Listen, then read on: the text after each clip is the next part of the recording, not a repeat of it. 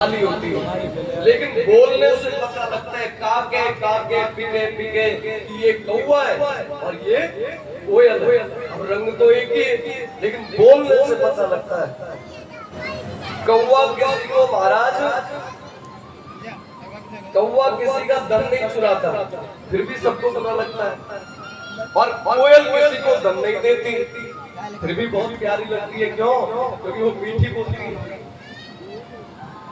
कौवा कर्कशवाणी बोलता है तो सब शब्दों का खेल है। जिसने अपने शब्द संभाल लिए ना, उसके जीवन में विपत्ति आती नहीं है। प्रेम से बोलो राधे राधे राधे।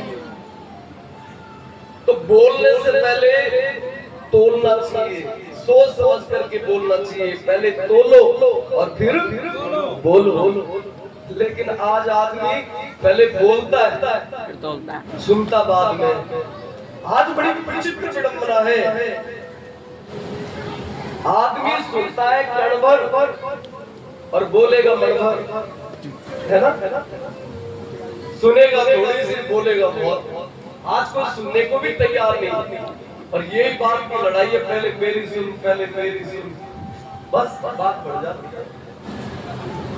तो हिरण्यकश्यप भी बड़ा क्रोधी था। कयाम हमें मिलाती ना मिलाती, तो कयाम के 3 संतान राग, अनुराग और सहलाग। हिंदी में राग, अनुराग और सतराग। अभी प्रहलाद जी नहीं आए तो महाराज ये 3 पुत्र, चौथे अभी प्रहलाद जी महाराज आए नहीं। एक दिन हिरण्यकश्यप कयाम से बोले कि देवी, मैं भगवान को प्रसन्न करने के लिए जा रहा हूँ, भगवान का भजन करने के लिए जा रहा हूँ, और मैं 10,000 वर्ष बाद लौटूंगा। तो ये कहकर के हिरण्यकश्यप चला जाता है भगवान का भजन करने, भगवान को प्रसन्न करने के लिए। इधर इंद्र आता है और इंद्र ने आकर के पीछे से कयाम के 3 बच्चों को मार दिया।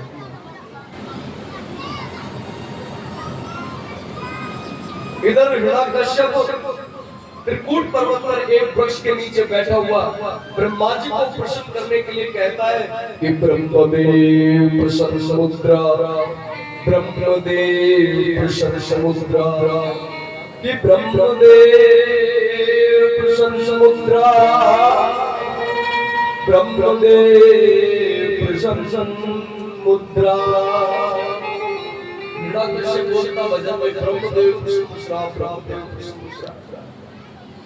इधर उधर बृहस्पति ने इंद्र को कहा, रे हिरण्यकश्यप भजन के लिए गया है। बोले गुरुजी मैं तभी तो आपको याद कर रहा हूँ, कुछ करिए। गुरु बृहस्पति ने कहा, रे इंद्र तू तो बड़ा स्वार्थी है। जब तेरे जीवन में संकट आता है तुझे मेरी याद आती है, और सुन में तुझे मेरी कोई याद नहीं आती, तो बड़ा स्वार्थी है। इंद्र ने हाथ जोड़ के कहा, बोले गुरुदेव अब चाहे आप कुछ भी माने, चाहे मुझे स्वार्थी माने, चाहे अच्छा माने, चाहे बुरा माने, मैं हूं तो आपका ही, आप दया करें, मेरी रक्षा करें।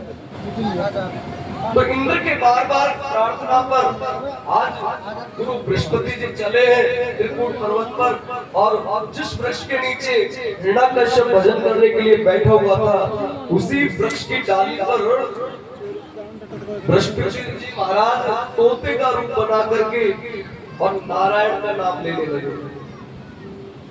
हिरण्यकश्यप तो बोलता ब्रह्मदेव प्रसन्न मुद्रा, और बृहस्पति जी तोते के रूप में बोलते कि नारायण देव प्रसन्न मुद्रा, कि नारायण देव प्रसन्न मुद्रा, नारायण देव प्रसन्न मुद्रा। हिरण्यकश्यप बोलता ब्रह्मदेव प्रसन्न मुद्रा, और बृहस्पति जी बोलते नारायण देव प्रसन्न मुद्रा। जो हिरण्यकश्यप ने सुना, मेरे यहाँ भी कोई दुश्मन का नाम लेने के लिए आ गया। अच्छा एक बात बताओ, कोई हमारे सामने कोई दुश्मन की तारीफ करे, कोई हमारे शत्रु की तारीफ करे, हमको कैसा लगेगा? अच्छा लगेगा? वैसे हिरण्यकश्यप को आज बहुत बुरा लगा। अरे ये तो मेरा शत्रु है, और यहाँ मेरे शत्रु का नाम कौन ले रहा है? तो देखा तो आज हिरण्यकश्यप लौट करके आता है महल में। कयाधु ने कहा, स्वामी आप इतनी जल्दी लौट के कैसे आ गए? आप तो 10,000 वर्ष की कह के गए थे। बोले देवी क्या बताऊं, मैं गया तो ब्रह्मा जी को प्रश्न करने के लिए ही था, लेकिन ना जाने वहां एक सुख पक्षी कहां से आ गया और वो मेरे शत्रु का नाम ले रहा था। क्या बोल रहा था? बोले मैं ब्रह्मदेव प्रश्न मुद्रा बोलता, वो बोलता नारायण देव प्रश्न मुद्रा, नारायण देव प्रश्न मुद्रा। इसलिए मैं चला है। तो भोजन करे, भोजन करने से पहले फिर पूछ लिया क्या तुमने कि स्वामी एक बार वो बताओ ना, वो तोता क्या बोल रहा था? तो हिरण्यकश्यप कहता नारायण नारायण नारायण नारायण बोल रहा था। शाम का समय हुआ, प्रसादी के बाद में जब रात्रि में शयन का समय हुआ तो सोते समय फिर एक बार पूछने लगी और कहने लगी, स्वामी एक बार और बता दो ना वो तोता क्या बोल रहा था। बोले खबरदार, आप जो पूछा, अरे बार बार शत्रु का नाम पूछ रही हो। बोले स्वामी बस एक बार और बता दो, फिर नहीं पूछूंगी। बोले नारायण नारायण नारायण बोल रहा था। गुस्से में आ गया, नारायण नारायण नारायण नारायण नारायण। तो महाराज कयाधु ने 108 नाम निकलवा दिए।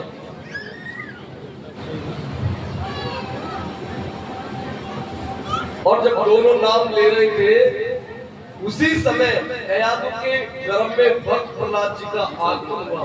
बोलिए भक्त और भगवान की प्रेम से बोलो राधे।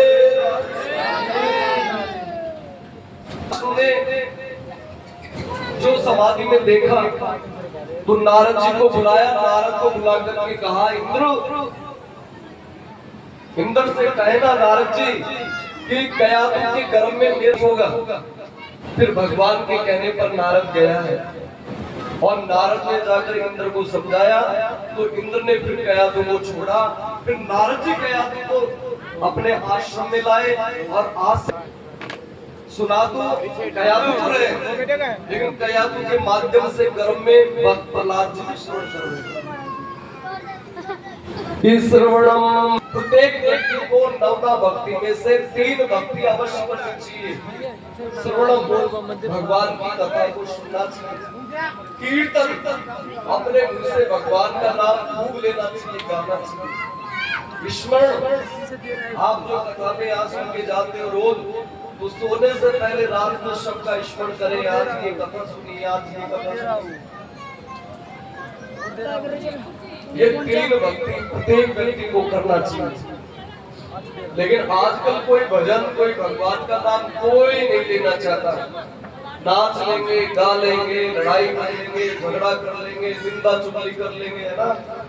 लेकिन भगवान का नाम पूजा की अगर बात आए तो कोई याद करने को तैयार नहीं है, क्योंकि ये कलयुग का प्रभाव है। तो देखो माँ कयाधु के गर्भ में भक्त प्रहलाद जी नवदा भक्ति श्रवण कर रहे हैं। अब ये कथा माताओं के लिए आई है,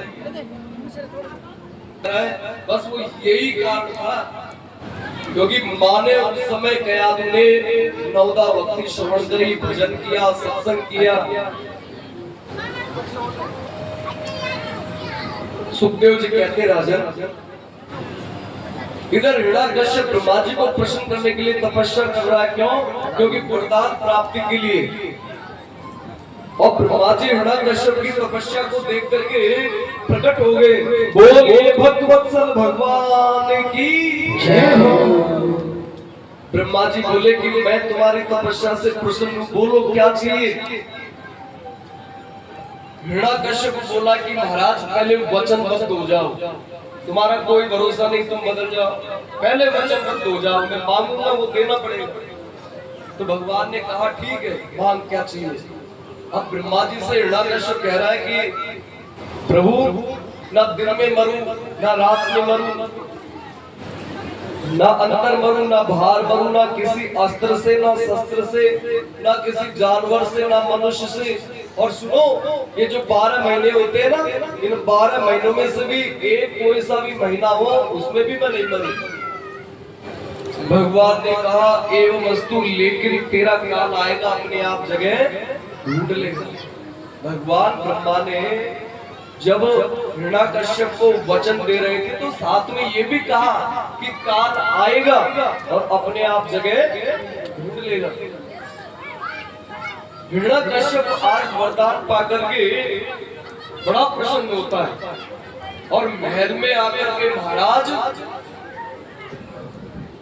इसने एक आपातकालीन सभा बुलाई और आपातकालीन सभा बुला करके कहा सभी को कि आज से जो भी जिसको भी भजन करना है वो मेरे नाम से ही करेगा। यज्ञ हवन हो उसमें भी मेरे नाम से ही आपको आहुति देनी होगी। तो सब डर के मारे सबने हाँ में हाँ मिलाई, क्योंकि दुष्ट आदमी से, खराब आदमी से सब डरते हैं और लड़ाई से सब डरते हैं। कोई खराब व्यक्ति से बैठना, बोलना, बात करना, चाहे वो कितना ही पैसे वाला हो, कितना ही कुछ हो उसके पास में, भाई पैसा है तो वो उसके काम आएगा। लेकिन आदमी अच्छा व्यवहार, अच्छी बोली, अच्छे विचार, अच्छे कर्म होने चाहिए, तो फिर उसको समाज में सब बैठाते हैं, सब प्यार करते हैं सब। अब चाहे किसी के पास में कम हो, किसी के पास में ज्यादा हो, तो कोई किसी को दे नहीं देता। बस आदमी का व्यवहार चलता है, उसके कर्म बोलते हैं, उसकी वाणी बोलती है। और हिरण्याकश्यप के डर के मारे सबने हामे हामे मिलाई। अब देखो, हामे हामे मिलाना ये कोई बड़ी बात नहीं है। कई लोग तो डर के मारे हामे हामे मिला देते। बात है कि हमारी वजह से सब प्रसन्न रहे, ये बहुत बड़ी बात है। अब दबाव से हामे हामे भरवाना ये कोई बड़ी बात नहीं। एक आदमी प्रसन्न होकर के काम करे, एक दबाव से करे।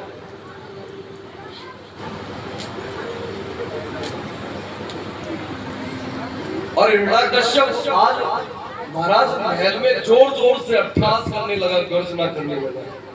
कुछ समय बाद हिरण्याकश्यप को सूचना मिली कि बोले महाराज आपके महल में आपको पुत्र रत्न की प्राप्ति हुई है, और जो सुना कि मेरे महल में बालक ने जन्म लिया है।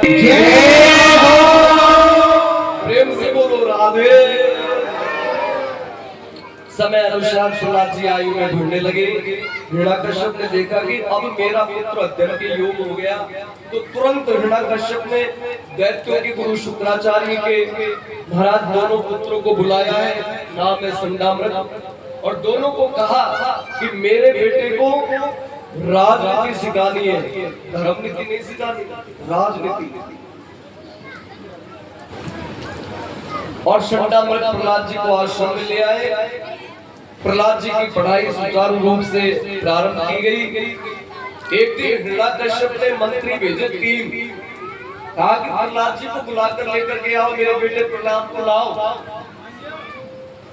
कितनी राजनीति सीखी है। लेकिन इधर क्या हुआ, जैसे सैनिक मंत्री आए सज्जनों, तो सब सैनिक मंत्री भी संकीर्तन करने लग गए।